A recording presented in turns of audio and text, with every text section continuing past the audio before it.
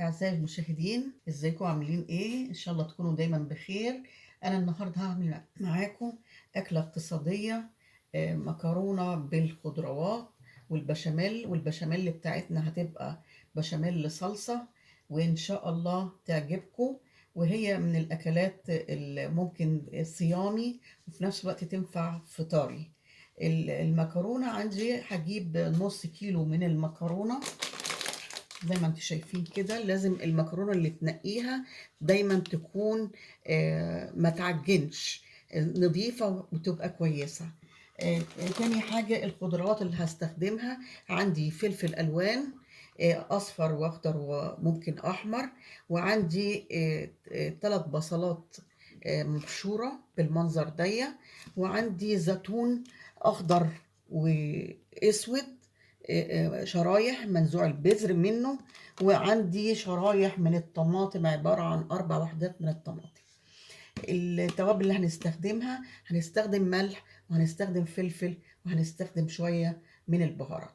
أول حاجة هعملها، هنجيب حلة ونحط فيها مية ونخليها تسخن على البوتاجاز. وأول ما المية تبتدي تسخن هنزل النص كيلو اللي هي من المكرونة الصوابع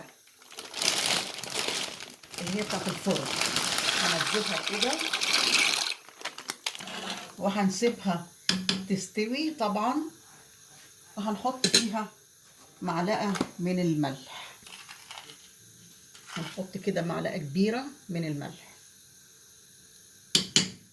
وهنسيبها تستوي، وهنشتغل في الخضروات اللي احنا هنحطها في الحشوة بتاعة المكرونة. هنولع البوتاجاز ونجيب طاسة كده وهنسيب المكرونة تستوي على مهلها. هنحط 3 معالق كبيرة من الزيت،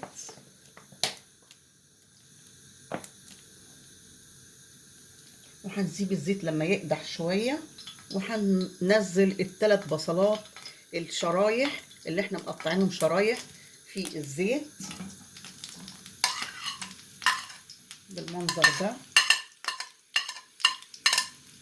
وهسيبها تتدبل شوية عقبال ما المكرونة تستوي. هنزل دلوقتي كمان بالفلفل الألوان زي ما انتم شايفين كده، اللي هو الأصفر والأخضر والمحمر شوية. هنزل عليهم كده، دول 3 فلفلات هياخدوا تشويحة كده مع البصل. دي الحشوة اللي هنحطها في المكرونة بدل اللحمة، هتلاقوها حلوة جدا وطعمها جميل. هسيب الفلفل كده مع البصل يدبل معاه كده شوية. طبعا اي خضروات انت عاوزه تحطيها ممكن تحطيها، ممكن تحطي جزر، ممكن تحطي بسله، لكن انا هعملها بالفلفل. وطبعا لو كان عاوزه تحطي مشروم حطي، لكن انا عاملاها بالفلفل الالوان والبصل والطماطم والزيتون الاخضر والاسود. هروح منزله بعد كده 3 وحدات الشرايح الطماطم اللي انا مقطعاهم زي ما انتم شايفين كده، ياخدوا تشويحة مع الفلفل مع البصل. بعد كده هحط التوابل بتاعتهم اللي هو شوية من الملح اهو، وعندي معلقة من الفلفل، وعندي كمان معلقة صغيرة من البهارات. هخلط التتبيلة بقى كلها مع الخضروات اللي احنا عاملينها دي، واشوف المكرونة استوت ولا لسه. مجرد تشويحة كده الحاجة الطماطم تدبل خفيف والخضروات كلها اللي احنا حاطينها، ابتدي بعد كده احط 3 فصوص من الثوم المفروم، هحطهم على الخضروات دي. الثوم بيدي طعم جميل جدا للخضروات دي لما تتحط في المكرونة. الريحة مش هقول لكم جميلة جدا الخضروات دي. طبعا زي ما قلت لك حبيتي تحطي اي نوع من الخضروات، الجزر، بسله، كمان لو حبيتي تحطي مشروم مفيش مشكله، بيدي طعم وريحه حلوه للاكل ده كله.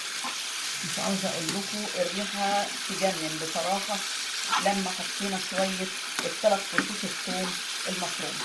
خلاص كده انا مش عاوزاه يدبل اكتر من كده، هنطفي عليها لغايه ونشوف المكرونه اخبارها ايه. هجيب المكرونه تاني قدامكم نشوف اخبار المكرونه. قربت تستوي، اديك شايفين التتبيله حلوه جدا اللي احنا حطيناها في الخضروات دي. واخر حاجه هحطها شويه من الزيتون، الشرايح الاسود والاخضر على التتبيله دي اهو. هاخد شويه كده وشويه من الزيتون الاخضر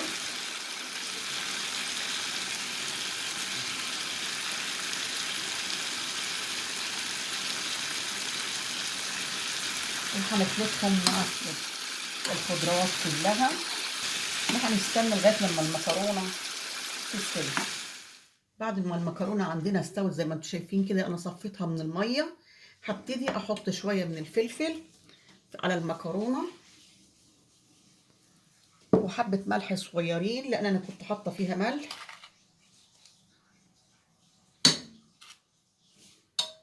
وشويه من الزيت، وهقلبهم كده كلهم في بعض. وبعدين هحط شويه من الحشوه اللي احنا عاملينها عليها كده،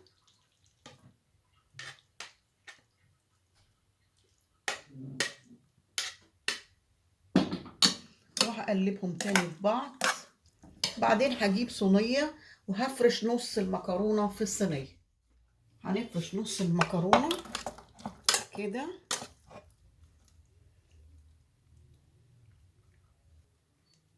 وهحط الحشوه اللي احنا عملناها بقيتها كلها في الصينيه. هفرشها كده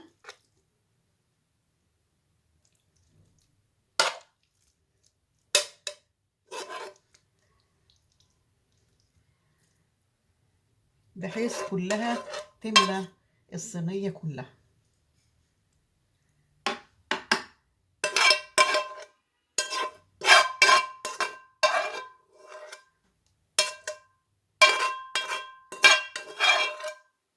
خلاص كده احنا عملنا، قلنا نص المكرونه حطيناها من تحت اللي احنا حطينا فيها شويه زيت وشويه ملح خفيفه وشويه من الفلفل. وبعد كده حطينا فرش وحطينا شويه من الحشوه في المكرونه عامه كلها. وبعدين حطيت نص المكرونه وبعد كده حطيت بقيه الحشوه كلها في النص. وبعد كده هعمل باقي المكرونه اروح حطاه على الوش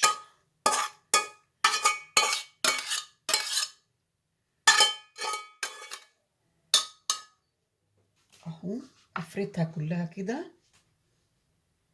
بعدين بعد ما فردت كده كل المكرونه هبتدي اعمل البشاميل بتاعتها اللي بقول لكم بشاميل بالصلصه. هنعملها دلوقتي واوريكم تتعمل ازاي. هنسيب كده المكرونه ونجيب بعد كده نروح على البوتاجاز ونولع بنفس الطاسه اللي انت عملتي فيها الحشوه هعمل فيها البشاميل. هنحط زيت 3 معالق كبار كده من الزيت، وهنحط عليهم 3 معالق من دقيق، 2 3. وهنقلب كده الدقيق في الزيت، نحط شوية زيت كمان عشان مش عاوزين الدقيق يكلكع.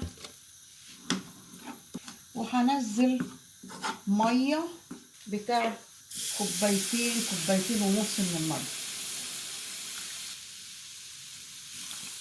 وهقلب كده.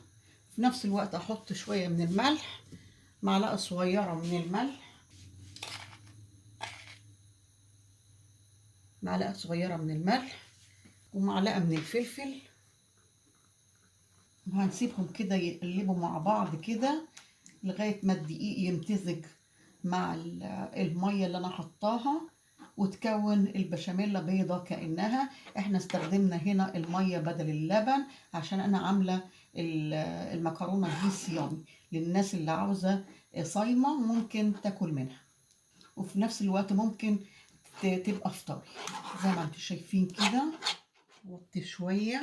احط بعد كده 3 معالق كبيرة من الصلصة، 3 معالق كبيرة من الصلصة.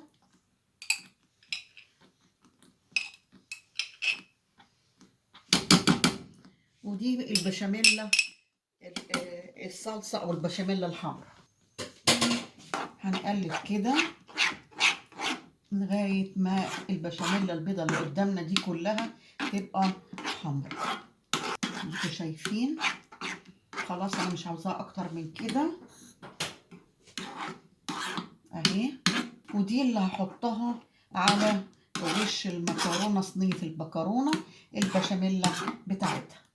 خلاص حلوة كده قوي. هبتدي أنزل بقى البشاميل دي على المكرونة الصينية بتاعتي وافرشها كلها.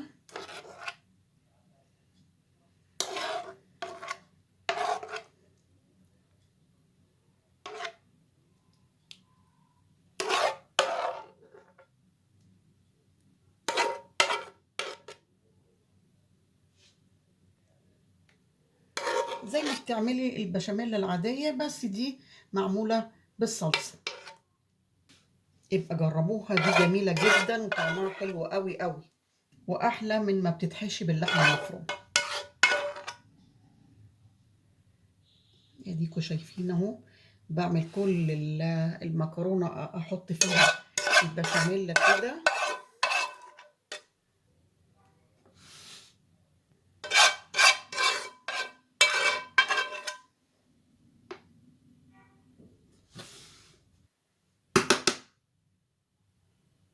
انا غطيت خلاص كل المكرونة بالبشاميل كده.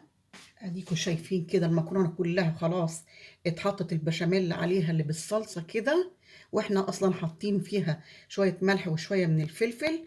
وهندخلها في بقى كده في الفرن في الجزء العلوي من فوق على درجه حراره 250 مجرد ربع ساعه كده. وبعدين تولعي عليها الشوايه من فوق هتحمر.